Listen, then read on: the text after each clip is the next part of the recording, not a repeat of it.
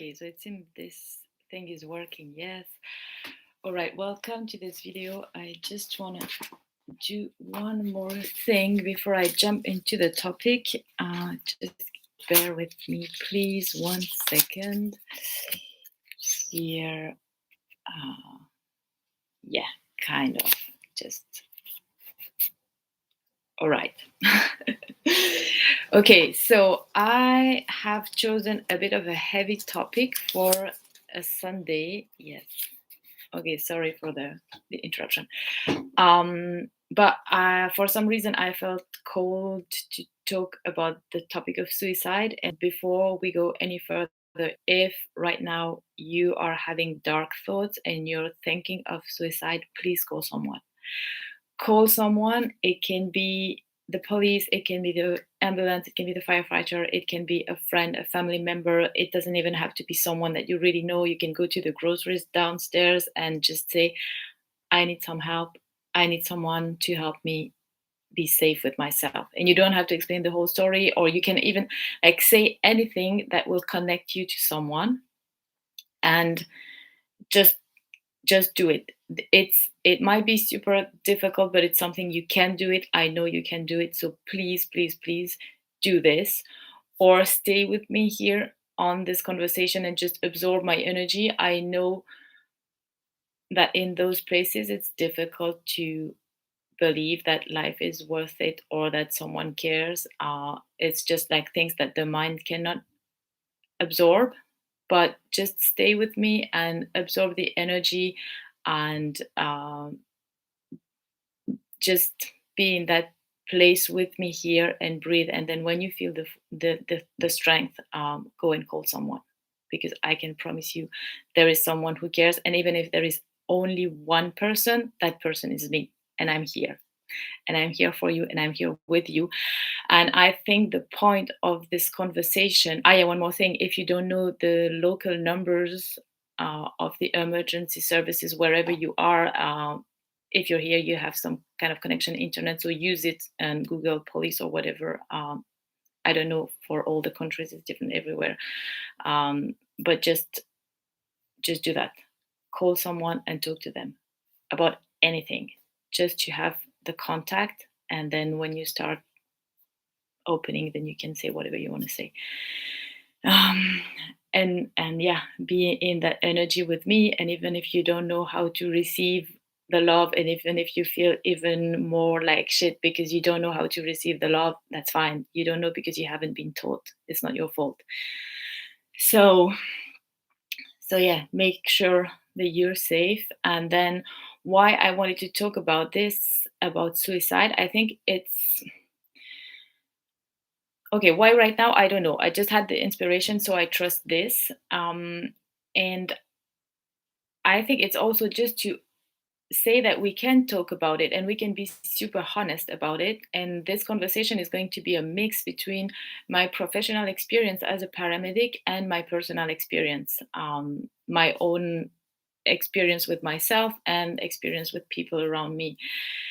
And I think most of the time we don't dare to talk about suicide because it comes with a lot of shame and a lot of sadness, a lot of helplessness, a lot of um, yeah, something that is really, really heavy, and you can't talk about it because there is somehow the idea that someone did something wrong.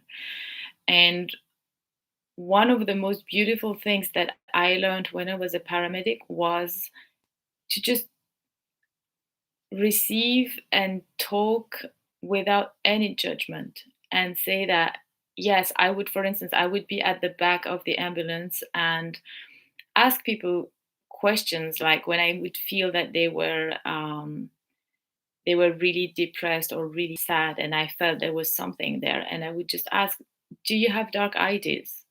Do you sometimes think about committing suicide? And I would receive whatever the answer was. And most of the time, what I noticed was that just to have someone who can ask in a simple, kind of casual way, is this what you have in your mind? oh, it opens something. And it's like someone is seeing me without judging me, and they can receive the fact that, yes, these are the kind of thoughts that I have in my mind. And it doesn't make me a bad person. It doesn't make me a failure. It just makes me a human being who is having that type of thoughts. And I believe that this has had an important impact for many people. And maybe that's the reason why I'm doing this this live now is I think I want to encourage you to ask the question. Dare to ask. It's better to ask one too many times than one not enough, if that makes sense in English. So another example of that is years and years ago, before I was a paramedic, I was visiting Paris and I was waiting for the subway. And there was this man in front of me, and he was walking like he was on the platform, and he was very close to the edge of the platform. And I was thinking, well, I don't know what he's doing. Like, he's a bit too close. It makes me feel nervous. Like, what is he thinking? And then I thought, well, I can stay there and watch and do nothing. And if he jumps in front of the subway when it comes, it will just be a nightmare. Or I can go beyond my unease and awkwardness and just forget about my fear of looking ridiculous or inappropriate, and I can just say something or ask something. And then I'm so grateful my mind came up with an idea of what to say, because it's a bit difficult to say, I think you might be thinking of committing suicide just right in front of me and I want to say something. So, no, I just said, excuse me, sir. You're walking very close to the edge of the platform and it makes me feel nervous. Could you please just take one step back? And he didn't say anything. He just did it. And that's it. I will never know what he had in his mind, but at least I just gave him the chance to know that someone was there and was caring and was seeing also him and what he was doing. Maybe it had nothing to do with that. I don't know. But it was just worth asking this question and say, well, please just take one step back and stay here, kind of. And then we all went into the tube and whatever.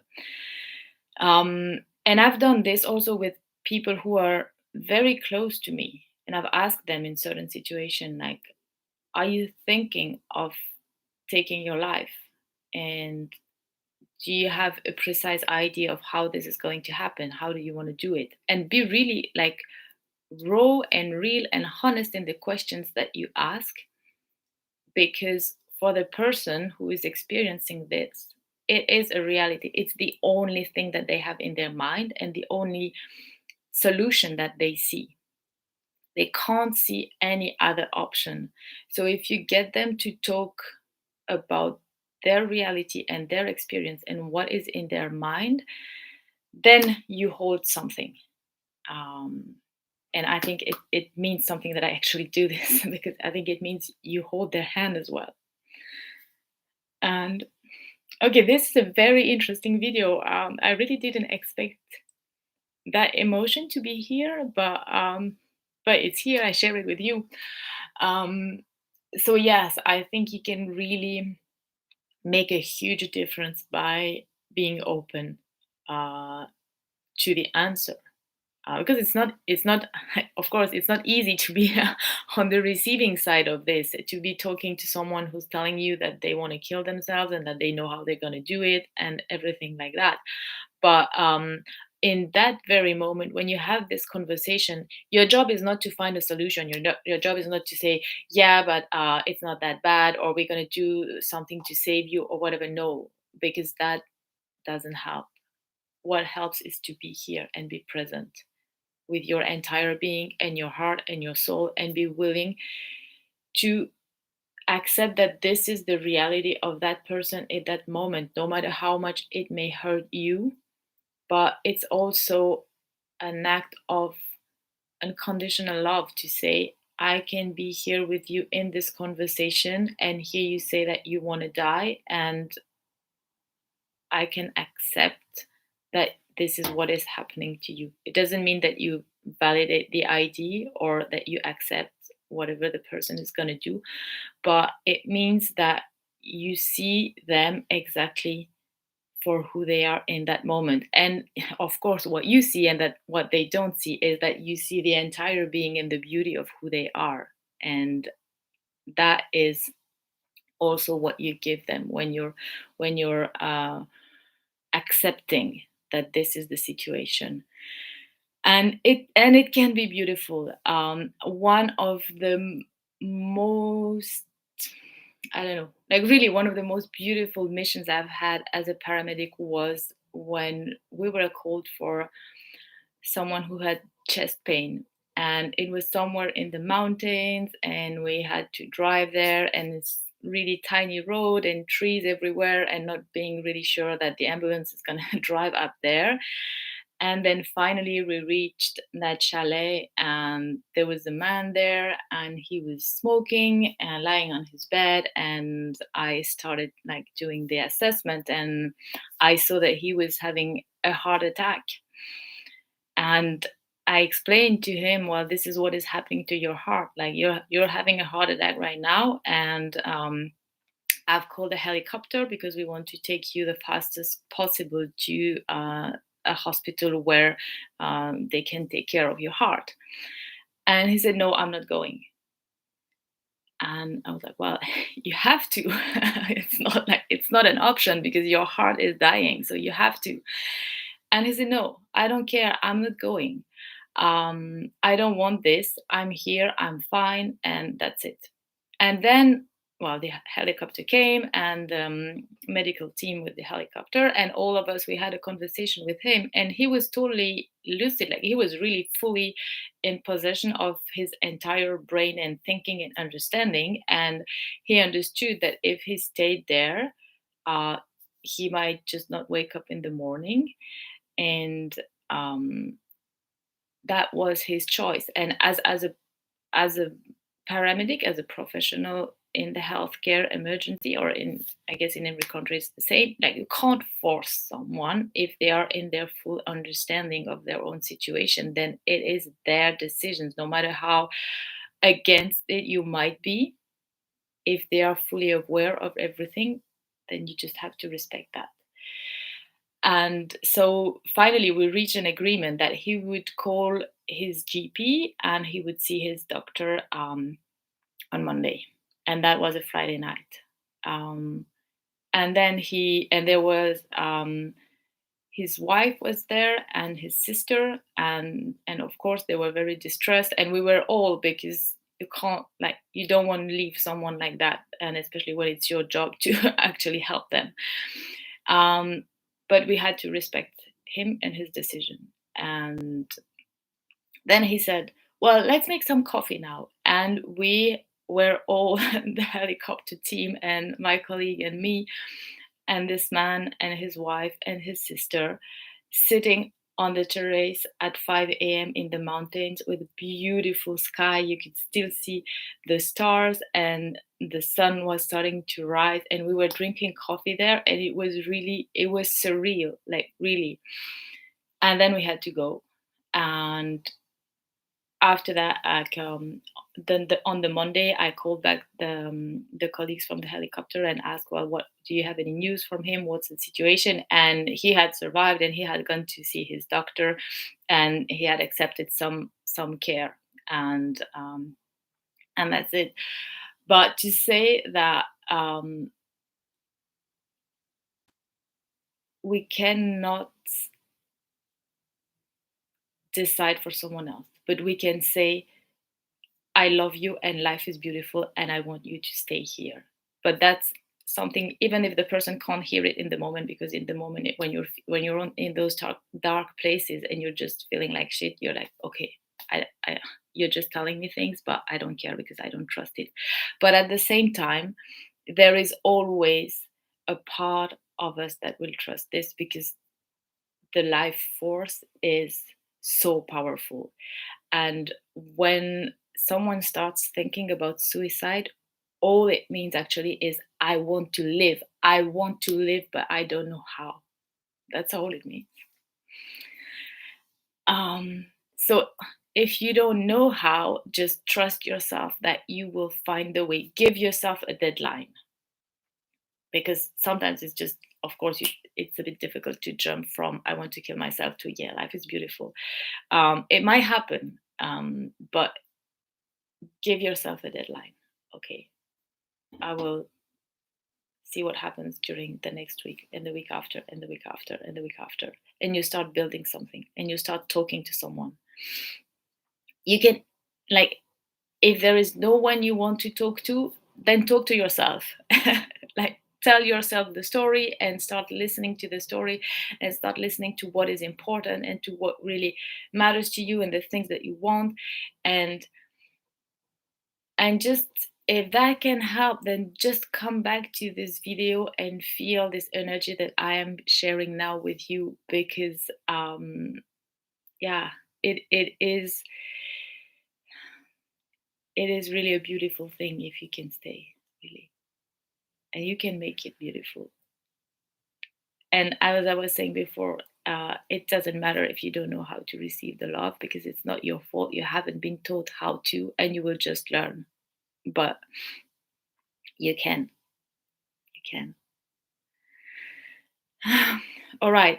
Thank you for welcoming this conversation. I hope it helps. I think the most important thing to remember from this is, first, if you're in a dark place, ask for help from anyone, because I can promise you people care, and I can promise you I care. As me, knowing me a human being, and as a paramedic, I do. And take the love. Even if you don't know what to do with it, just take it, put it somewhere, and know that you will learn how to receive it and how to use it and how to make it flow. And then, if you're around someone who has dark thoughts, or you don't know exactly what is happening in their mind, just ask. Ask a honest question. Are you thinking about suicide? Ask it. Use the word. Because if it's there, it has to be named, it has to be acknowledged, and from there, you will be able to do something, remembering that story from the coffee in the mountains. You can't save someone who doesn't want to be saved. So love is also acceptance. And really dare to ask. Like, don't it doesn't matter if it sounds ridiculous, or you don't know what to use as words, or you feel horrible. No, it doesn't matter. Just ask and show that by this question you're open to the conversation and it's something we can talk about. So yes, it is possible to talk about suicide, and yes, it is possible to choose life, and find a way that this force and this desire that might be driving you to those dark places can be the force and the desire that drive you to life, and that you will find this.